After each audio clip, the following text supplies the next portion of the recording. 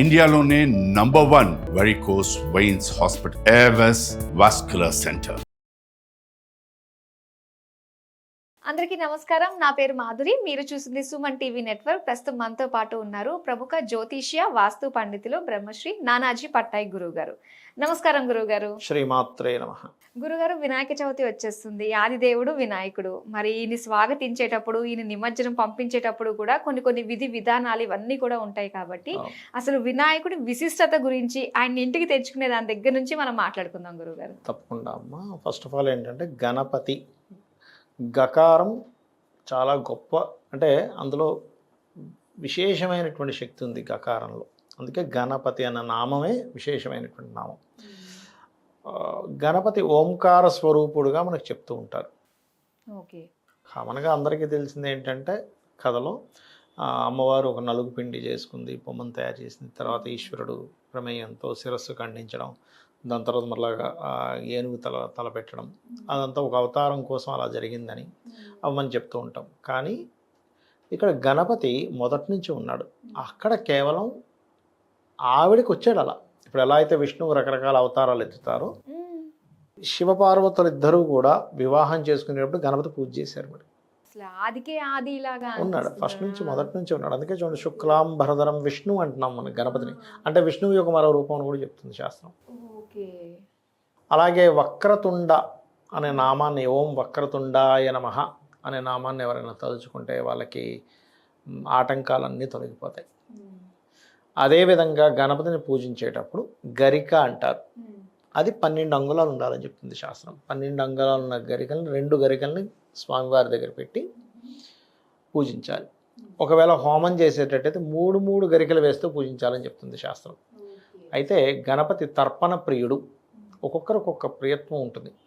గణపతి తర్పణ ప్రియుడు, సూర్య భగవానుడు నమస్కార ప్రియుడు, విష్ణువు అలంకార ప్రియుడు, అమ్మవారు హోమ ప్రియము అండ్ అలంకార ప్రియం అని చెప్తూ ఉంటారు. ఇలాగా శివుడు అభిషేక ప్రియుడు అని చెప్తూ ఉంటారు. ఆ రకంగా తర్పణాలు వదులుతారు గణపతికి. తర్పణ ప్రియుడు కాబట్టి అండ్ గరికతో కనుక పూజ చేస్తాయి. ఇక్కడ ఏంటంటే మనం సువర్ణ పుష్పాలతో చేసినా కూడా అంత ఫలితం రాదు, గరికతో చేస్తే అంత ఫలితం వస్తుంది. అంత మెచ్చుకుంటాడట. గరికకు ఉన్నటువంటి లక్షణం ఏమిటి అంటే, మీరు చూడండి, ఎప్పుడైనా మీరు గరిక, అందరూ గడ్డిని తీసుకుని గరిక అనుకుంటారు. అలా కాదు. గరిక ఎలా ఉంటుందంటే భూమి నుంచి ఇలా పైకి లేస్తుంది, కొంచెం ముందుకెళ్ళి మళ్ళీ భూమిలోకి వెళ్తుంది, మళ్ళీ పైకి లేస్తుంది. అందుకే చూడండి, గరిక అనేది ఏంటి, ఇలా ఒక లెంత్ ఇలా స్టెప్స్ మనం ఏదో కుట్టు వేస్తాం చూసారు, ఈ చొక్కాకి వేసినట్టు ఇలా కుట్లుగా వస్తుంది ఇంత డిస్టెన్స్లో. దాన్ని 12 అంగుళాలు ఉన్న గరికతో పూజ చేయాలి శాస్త్రపరంగా. అంటే ఆ 12 అంగుళాలకి ఏమన్నా ఉందా గురువుగారు? 12 అని 12 రాసులు, 12 మాసాలు వీటి చుట్టూయే కదా. ఓకే. అలాగే గణపతి 32 రకాలు ఉన్నారు అని చెప్తుంది శాస్త్రం. ఇంకొక శాస్త్రపరంగా 56 రకాల గణపతులు ఉన్నారు. దానికి 444 మంత్రాలతో, నామాలతో పూజిస్తారు గణపతిని. అయితే గణపతి ఏదో సామాన్య మానవులకు మాత్రమే కాకుండా అతను దేవతలకు కూడా అతను అవసరమే.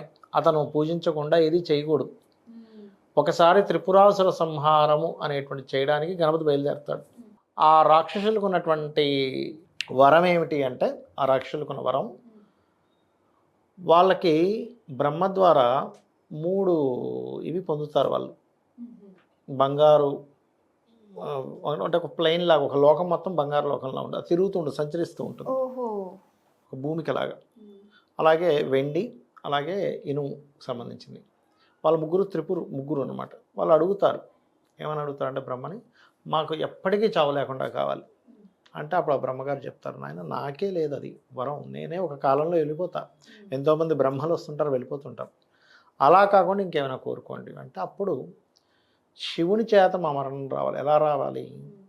మేము ముగ్గురం ఒకే లైన్లోకి వచ్చినప్పుడు, అప్పుడు అది కూడా విష్ణువు ఇచ్చినటువంటి గాంధీవం ద్వారా శివుడు, మేము ముగ్గురం ఒక లైన్లో ఉన్నప్పుడు, అంటే వాళ్ళ ఉద్దేశం ఏంటంటే, మేము ముగ్గురం ఒక లైన్లో ఉన్నాం, ఇప్పుడు నన్ను సంహరించలేడు.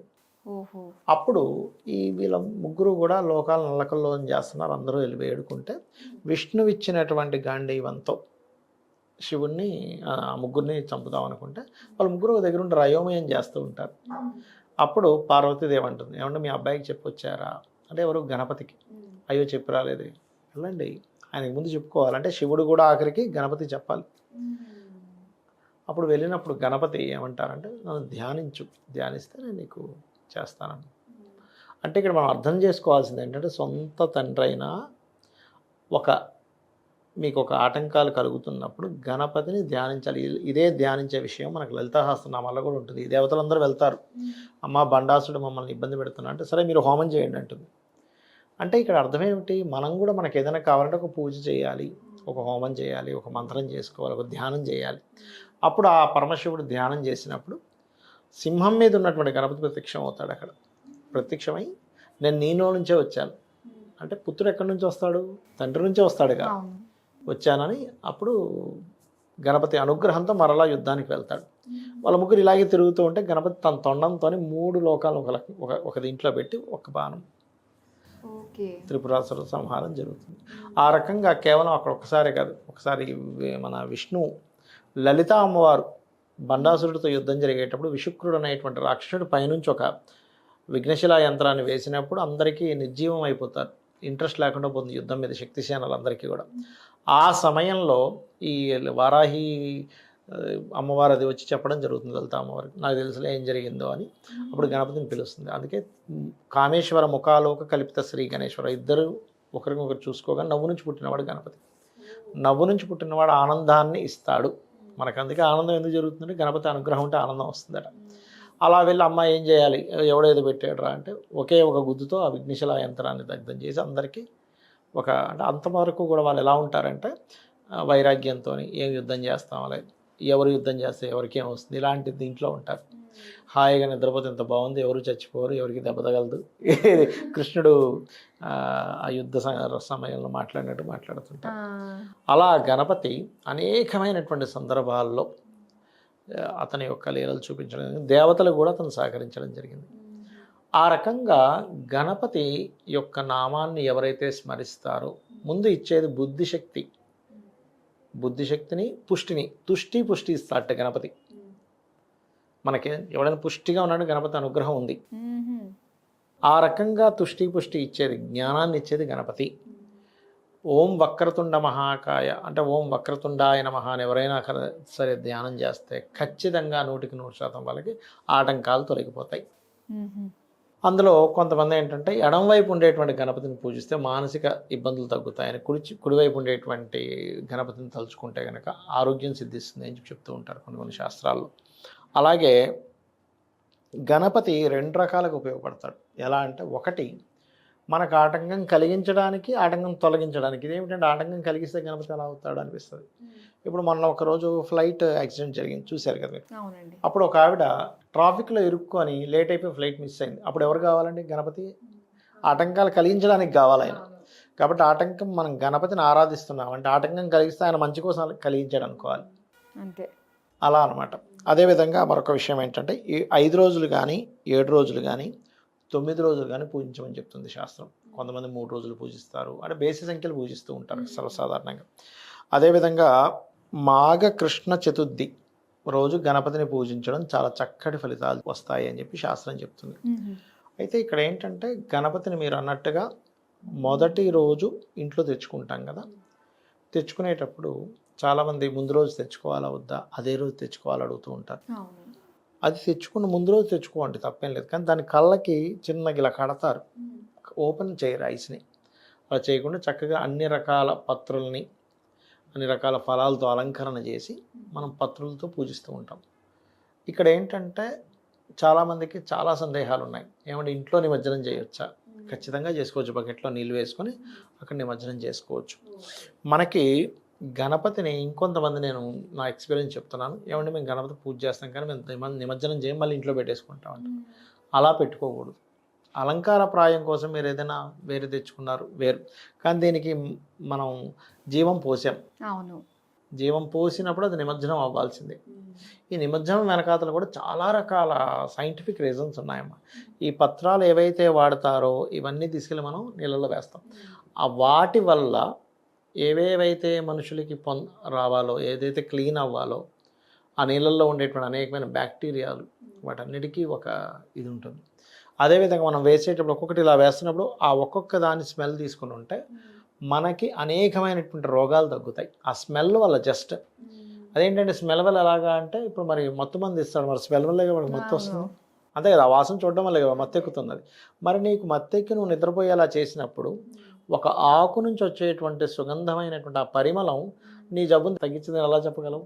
తగ్గించకూడదని ఎలా చెప్పగలవు? అసలు ఖచ్చితంగా ఒక చెట్టు తగ్గిస్తుంది. కొమ్మ నుంచి విరిచినవన్నీ కూడా దానిలో ఉండే అది మనకి ఎన్ని రోజుల వరకు ఉండొచ్చు అంటారు? అందుకే ఫ్రెష్గా 1 డే ముందు 2 డేస్ ముందు ఉంటుంది, దాని ప్రభావం ఉంటుంది. అది జీవంగా ఉన్నంతసేపు ఉంటుంది, దాంట్లో ఉంటుంది, అందులో ఎటువంటి డౌట్ లేదు. ఆ రకంగా ఏంటంటే గణపతి ఆరాధన చేయడము, ముఖ్యంగా ఎవరికైనా సర్పదోషాలు ఉంటాయి చూసారా, సర్పదోషాలు వాళ్ళ జీవితంలో అన్నీ లేట్ అయిపోతున్నాయి. ఏది వాళ్ళు పుట్టినప్పటి నుంచి అంటే వాళ్ళ చిన్నప్పటి నుంచి కొన్ని జరుగుతాయి చూసారమ్మా, అంటే చదువు విషయంలో కానీ, పుట్టుక విషయంలో కానీ, కుటుంబంతో ఉండే విభేదాలు కానివ్వండి, వివాహం కానివ్వండి, సంతానం కానివ్వండి, ఉద్యోగం కానివ్వండి, ఏ ఆటంకం కలుగుతుందన్నా వాళ్ళ పూర్వజన్మల్లో కేతుగ్రహ సంబంధించినటువంటి దోషం ఏదో చేశారు, అంటే దేవతా దోషం ఏదో చేశారు.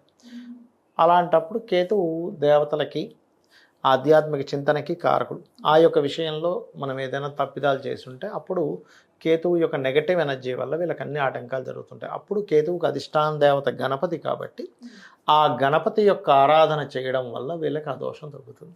దేనికన్నా కూడా గణపతి ఆరాధన అనేది శ్రేష్టం. దేవతలు కూడా ఎలాంటి చేస్తారు. దేవతలు కూడా చేసేది. అలాంటిది సగౌరవంగా స్వామిని ఆహ్వానించి అలానే సగౌరవంగా నిమజ్జనం వేడుకలు అన్ని కూడా అతని పాల్పంచుకోవాలి. దీంట్లో మనకు అర్థమైపోతుంది, పెద్ద చెవులు అంటే నువ్వు విను ఫస్ట్ అవతల వాళ్ళు చెప్పేది. అలా ఏంటంటే మనకి కొన్ని లీలలు ఇదేమిటి, చంద్రుడిని నవ్వడం ఏమిటి, ఆయన పొట్ట పగిలిపోవడం ఏంటి, ఇలాంటివన్నీ ఉంటాయి. అంటే ఏమిటంటే నువ్వు అతని రూపంలో నువ్వు ఒక రకమైన దీన్ని చూస్తే అది నీకు మంచిది కాదు. ఆఖరి చంద్రుడికి కూడా అలాంటిదే గతి పట్టింది. ఇట్లాంటివన్నీ మనకి చూడండి, ఇప్పుడు అదే గణపతి దాంట్లోని శమంతకమని ఉపాఖ్యానం కూడా ఉంటుంది.